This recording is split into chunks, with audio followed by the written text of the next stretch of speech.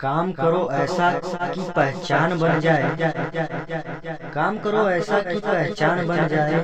हर कदम ऐसा चलो कि निशान बन जाए। यहाँ जिंदगी तो हर कोई काट लेता है, जिंदगी जियो इस कदर कि मिसाल बन जाए। तो जय हिंद दोस्तों, स्वागत है आप सभी लोगों का आपके अपने यूट्यूब चैनल STM क्लासेस में। आज हम लोग देखेंगे उत्तल दर्पण द्वारा 1/f is equal to 1/v plus 1/u का निगमन। ठीक है, या इसको ऐसे भी पूछता है। ठीक है, हाई स्कूल के पेपर में ये उत्तल दर्पण के लिए जो है सूत्र पूछ देता है निगमन करने के लिए, या इसको ऐसे भी पूछ देता है कि उत्तल दर्पण के लिए u, v तथा f में संबंध बताइए। यानी इसका सूत्र का जो है इस सूत्र का निगमन करके बताना होता है। ठीक, तो उत्तल दर्पण के लिए हमें इसको बताना है। ठीक, इसके पहले वाले लेक्चर में हम लोगों ने अवतल दर्पण का देख लिया था। यदि आपने अवतल दर्पण वाला निगमन नहीं देखा है तो आप जाके देख सकते हैं। ठीक है, तो चलिए इसमें देखते हैं हम लोग उत्तल दर्पण के लिए u, v, f में संबंध। ठीक है, सबसे पहले उत्तल दर्पण बनाएंगे। ये उत्तल दर्पण है। ठीक, इसका जो है राइट साइड हमने कलई कर दिया है, लाल ऑक्साइड अथवा पारे की कलई से पेंट कर दिया जाता है। ठीक, तो यहाँ M1 और M2 ये दर्पण का जो है नाम हो गया। M1 M2 हमारा जो मिरर है। ठीक, इसका यहाँ मध्य बिंदु है, परावर्तक तल का मध्य बिंदु, यहाँ पे ध्रुव हो जाएगा। और ये मेरा दर्पण जिस गोले का भाग होता है उसके केंद्र को हम वक्रता केंद्र कहेंगे, और ये रहेगा वक्रता केंद्र। इसको C से दिखाते हैं।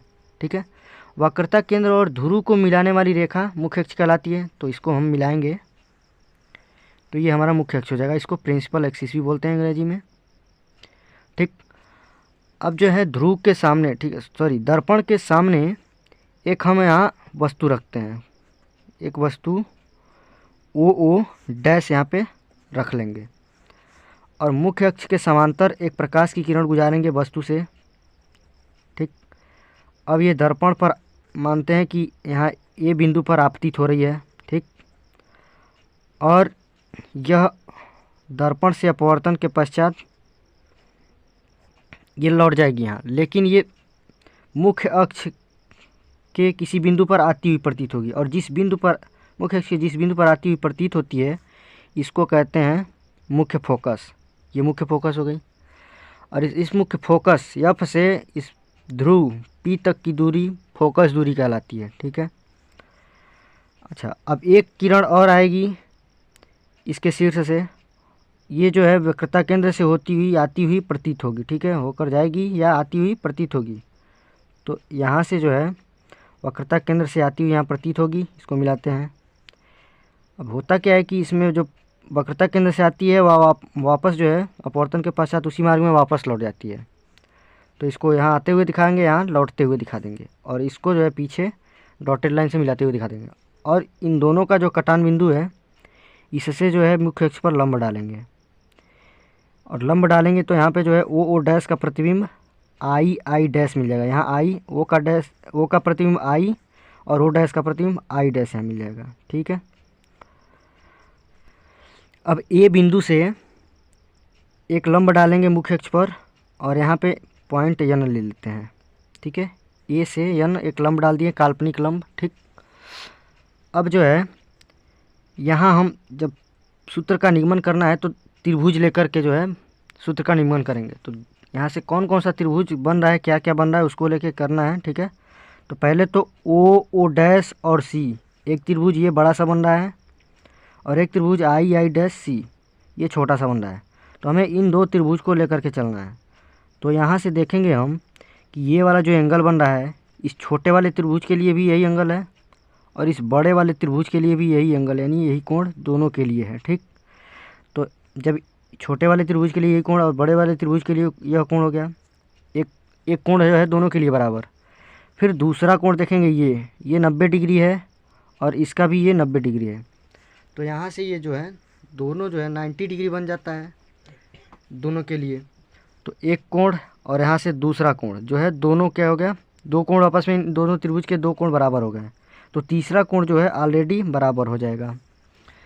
जब इस तरीके से त्रिभुज के तीनों कोण जो है एक दूसरे से बराबर मिल रहे हैं, और ये समकोण वाला भी मिल रहा है, तो इस तरीके से हम इसको एक समकोणिक त्रिभुज बोल देंगे। ठीक है, तो हम लिखेंगे समकोणी त्रिभुज ओ ओ डैश सी और आई आई डैश सी से, ठीक है। लिखेंगे समकोणिक त्रिभुज ओ ओ डैश सी तथा आई आई डैश सी से।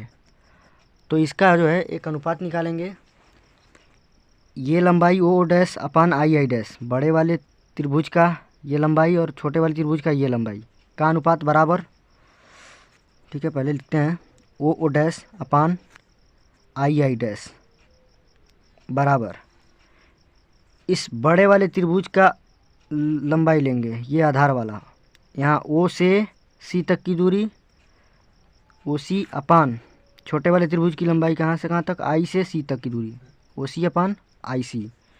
इसको कर देंगे समीकरण 1। अब जो है दूसरा त्रिभुज लेंगे, ठीक है। अब दूसरा त्रिभुज लेकर के कंपेयर करेंगे। यहाँ पे ये त्रिभुज लेंगे ए एन एफ और आई आई डैश एफ, ये वाला, ये त्रिभुज ए एन एफ और आई आई डैश एफ, ये छोटा वाला, ठीक है। अब इन दो त्रिभुजों में तुलना करेंगे। तो ये भी क्या है कि यहाँ से ये वाला जो एंगल है दोनों त्रिभुज के लिए, इस छोटे वाले त्रिभुज के लिए और इस बड़े वाले त्रिभुज के लिए दोनों समान हो रहा है, ठीक। और यहाँ भी एक 90 डिग्री इस छोटे वाले त्रिभुज के लिए और इस बड़े वाले त्रिभुज के लिए जो है यहाँ एक 90 डिग्री बन रहा है। तो यहाँ भी एक कोण यह 90 डिग्री और ये 90 डिग्री बराबर हुआ और ये एंगल दोनों के लिए कॉमन, तो ये भी बराबर।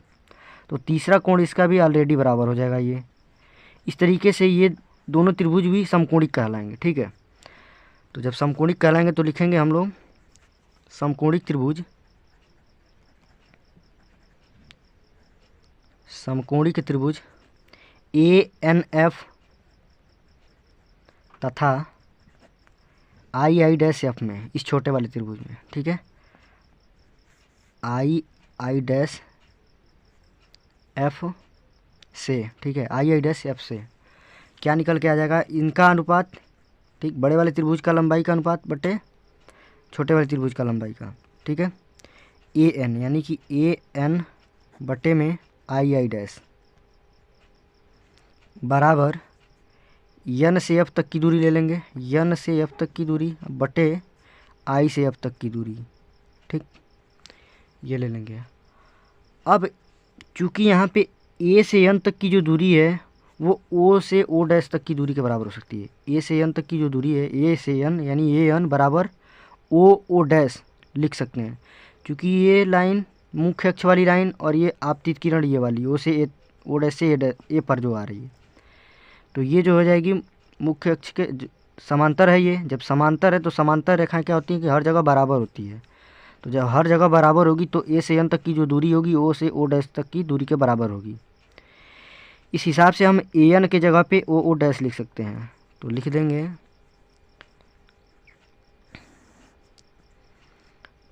चूँकि ए एन बराबर ओ डैश, इसलिए यहाँ पे क्या लिख लेंगे, ए एन के जगह पे ओ डैश लिख लेंगे। तो यहाँ ए एन के जगह पे लिखते हैं ओ डैश, नीचे लिखेंगे आई आई डैश, बराबर में है एन एफ, नीचे है आई एफ, ठीक है, नीचे है आई एफ। अब क्या करेंगे, अब देख इसको जो है समीकरण 2 बना लेंगे। अब समीकरण 1 और समीकरण 2 से तुलना करेंगे। जब तुलना करेंगे तो इसका बायां पक्ष, समीकरण 1 का बायां पक्ष और समीकरण 2 का बायां पक्ष दोनों बराबर है। यहाँ O dash upon I I dash इसका बायां पक्ष है, यहाँ भी दूसरे समीकरण का O dash upon I I dash बायां पक्ष है। तो जब दोनों बराबर है तो इसका दायां पक्ष भी ऑलरेडी बराबर होगा, तो दायां पक्ष इसका बराबर कर लेंगे। लिखेंगे समीकरण 1 तथा 2 से, समीकरण 1 तथा 2 से बराबर कर लेंगे दायां पक्ष इसका। लिखेंगे ओ सी अपान आई सी बराबर N F upon I F. अब जो है फिगर के हिसाब से, फिगर में देखा जाए कि अगर मान लें कि हमारा ए बिंदु जो है एकदम ध्रुव पर ही है, शिफ्ट हो गया है, मान लेते हैं ध्रुव पर, तो जब ए जब जो है पी पर शिफ्ट होगा तो एन भी पी पर शिफ्ट हो जाएगा। इस हिसाब से जो है एन से एफ तक की जो दूरी बनेगी वही जो है पी से एफ तक की दूरी हो जाएगी। तो यहाँ से जो है मान लेंगे एन एफ बराबर लगभग पी एफ के बराबर है। ठीक है, माना एन एफ बराबर पी एफ, एन जो है पी पर शिफ्ट हो जाएगा तो एन से एफ तक की जो दूरी बनेगी वही पी से एफ तक की दूरी हो जाएगी। इसको लगभग में मान लें, हम लगभग मान सकते हैं। ठीक, आगे देखेंगे तो यहाँ पे जो है अब एन एफ के जगह पे, इस समीकरण में एन एफ के जगह पे पी एफ रख लेंगे। ठीक है, तो रखते हैं एन एफ के जगह पे P F, O C upon I C is equal, N F की जगह पे क्या रखना है, पी एफ बटे आई एफ। ठीक है, पी एफ बटे I F, P F upon I F रख लिए। ठीक है, एन एफ की जगह पे पी एफ रख लिए। अब जो है ओ सी, आई सी और आई एफ का मान रखेंगे। अच्छा, पहले तो सबसे पहले इसका नाम रख लेते हैं कि जो दर्पण के सामने वस्तु रखी हुई है इसको हमको किससे दिखाना है, यू से, इसको लिखाना है यू से। अब ये माइनस में होगा कि प्लस में, ये देखेंगे कि हमारा आपतित किरण इधर से इधर आ रही है, लेफ्ट से राइट की ओर आ रही है, और हम अगर ध्रुव से इसको नापने के लिए चलेंगे तो इसके आपतित किरण के विपरीत दिशा में चलेंगे, और आपतित किरण की विपरीत दिशा में नापी गई दूरियाँ ऋणात्मक होती हैं, तो इसको हम ऋणात्मक ले लेंगे क्योंकि ये आपतित किरण की विपरीत दिशा में चल रहे हैं। तो u जो है ऋणात्मक हो जाएगा।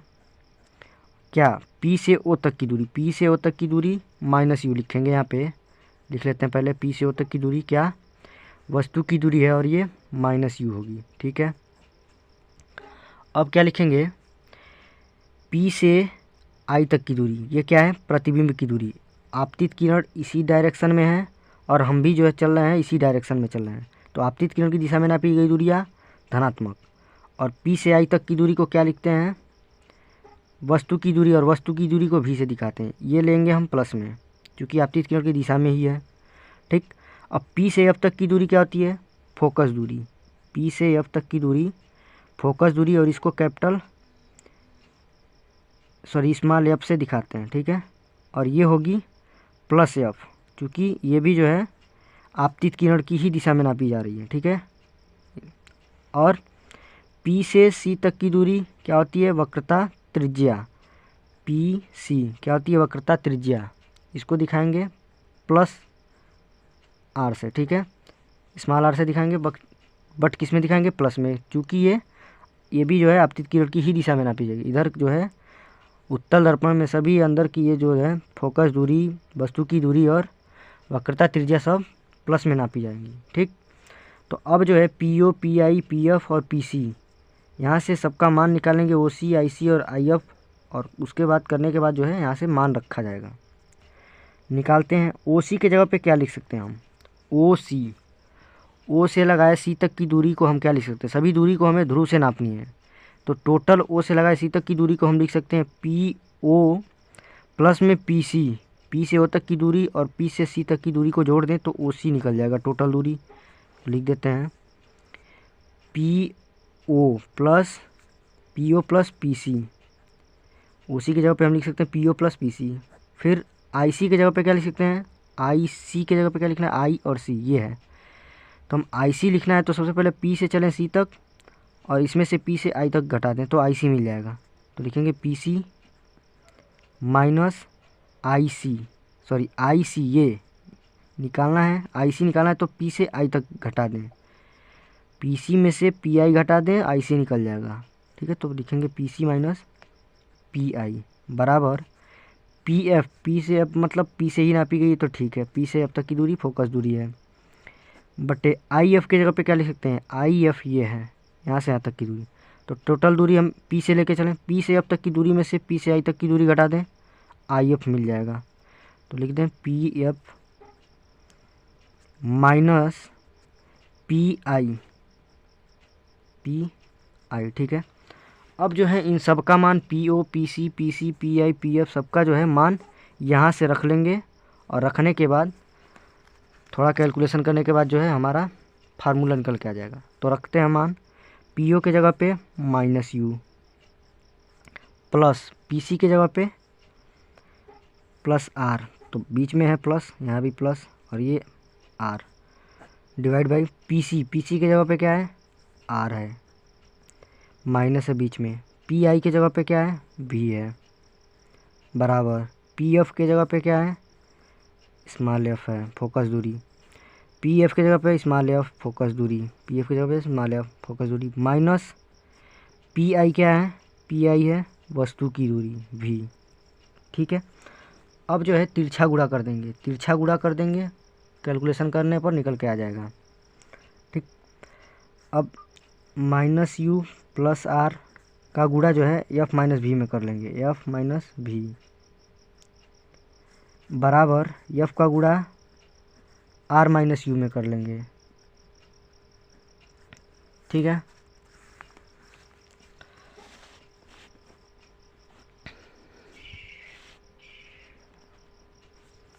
आर माइनस यू अब गुणा करते हैं, माइनस यू का एफ में करेंगे, minus U F, minus you का माइनस वी में करें तो माइनस माइनस प्लस, और यू का वी में यू वी, आर और एफ का प्लस आर और प्लस एफ तो प्लस आर एफ, प्लस का माइनस में माइनस, आर का वी में आर वी, बराबर एफ का आर में एफ आर, प्लस माइनस का प्लस में माइनस एफ का वी में। ठीक है, एफ का वी में, तो एफ वी या वी एफ लिख देते हैं। ठीक है, वी एफ लिख देते हैं, वी एफ। ठीक, अब जो है यहाँ एफ आर और आर एफ एक बात एक ही है, एक ही लिख सकते हैं, आर एफ एफ आर, तो ये भी प्लस में ये भी प्लस में, यहाँ से ये कैंसिल हो जाएगा। अब जो है यू वी को यहाँ ही रहने दें, यू वी को यहीं रहने देते हैं, बाकी इन दोनों को उधर लेके जाते हैं, तो लेके जाएंगे यू एफ यहाँ माइनस में इधर आएगा प्लस में हो जाएगा, यहाँ माइनस आर वी है इधर आएगा प्लस आर वी, यहाँ माइनस वी एफ है ये राइट साइड में ही है। ठीक है, अब चूँकि आर बराबर क्या होता है, 2f होता है, चूँकि जो है आर बराबर 2f। ठीक, ये जो है रख लेंगे आर के जगह पे, आर के जगह पे 2f रखेंगे, तो रखते हैं यू भी बराबर यू एफ प्लस आर के जगह पे 2f रखेंगे इंटू वी हो जाएगा, तो 2vf हो जाएगा, 2vf हो जाएगा, माइनस यहाँ vf है, यू वी बराबर यू एफ प्लस 2vf है, यहाँ माइनस vf है, तो 2vf में से एक vf हट जाएगा, एक vf बचेगा, प्लस में vf बचेगा। अब दोनों पक्षों में u vf से भाग दे दें, लिखेंगे दोनों पक्षों में u vf से भाग देने पर